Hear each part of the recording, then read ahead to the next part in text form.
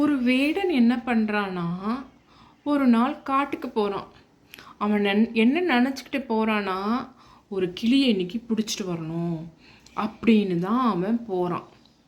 அந்த இடத்துல காட்டில் என்ன நடக்குதுன்னா, ஒரு பஞ்சவர்ண கிளியும் ஒரு காக்காவும் உட்காந்து பேசிக்கிட்டு இருக்கு. அந்த காக்கா இந்த பஞ்சவர்ண கிளி கிட்டக்க போயிட்டு உட்காருது. அப்போது அந்த கிளி சொல்லுது, ஏய் தள்ளிப்போ தள்ளிப்போ அப்படி சொல்லுது. அப்போ அந்த காக்கா சொல்லுது, ஏன் நான் பக்கத்தில் உட்காரக்கூடாதா அப்படின்னு காக்கா சொல்லுது. அப்போ அந்த கிளி சொல்லுது, நான் பார் எவ்வளோ கலர்ஃபுல்லாக இருக்கேன், நீயும் ஒரு பிளாக் அண்ட் ஒயிட், நீ தள்ளி போய் உட்காரு அப்படி சொல்லுது. அப்போ அந்த காக்கா சொல்லுது, நான் கருப்பாக இருக்கிறது என்னோட தப்பா? ஒருவேளை கடவுள் என்ன படைக்கிறப்போ கரண்ட்டு கட் ஆயிடுச்சோ என்னமோ அப்படின்னு அது சிரிக்குது. அதுக்கு அந்த கிளி சொல்லுது, ரொம்ப ஒரே ஒரு மாதிரி கர்வமாக சொல்லுது, அந்த கதையெல்லாம் என்கிட்ட சொல்லாத, நீ தள்ளி போய் உட்கார், என்கிட்டக்க உட்காராத அப்படின்னு சொல்லுது.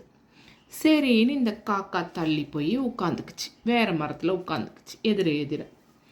அந்த நேரம் பார்த்து இந்த வேடன் வந்தான் இல்லையா, அந்த கிளியை பிடிச்சிட்டு வீட்டுக்கு கொண்டு போயிட்டான். இந்த காக்கா என்ன பண்ணுச்சு, அச்சிச்சோ இந்த கிளியை இவன் பிடிச்சிட்டானே, இதை என்ன பண்ண போகிறானோ சொல்லி இந்த காக்காவும் அவன் பின்னாடியே அவன் வீட்டுக்கு வந்துடுச்சு. அப்போ பார்த்து அவன் என்ன பண்ணுறானா, அந்த கிளியை அவன் எப்படி பழக்கிறான்னா, சுட சுட பூண்டை சுட்டு அது நாக்கில் வைக்கிறான். அது கீச்சு மூச்சு கத்துது. இந்த காக்கா இதெல்லாம் பார்த்துட்ருக்கு.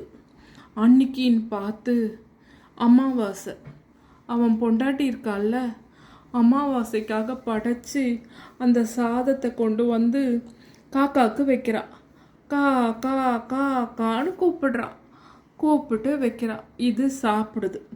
சாப்பிட்டுட்டு இது நினச்சிக்குது, நான் கலராக இல்லைனாலும் கருப்பாக இருந்ததுனால நான் பொழைச்சிட்டேன், நீ கலராக இருந்து என்ன பிரயோஜனம், இப்படி மாட்டிக்கிட்டியே, இதுக்காகவா என்கிட்ட அவ்வளவு வாதம் பண்ணினேன் அப்படின்னு.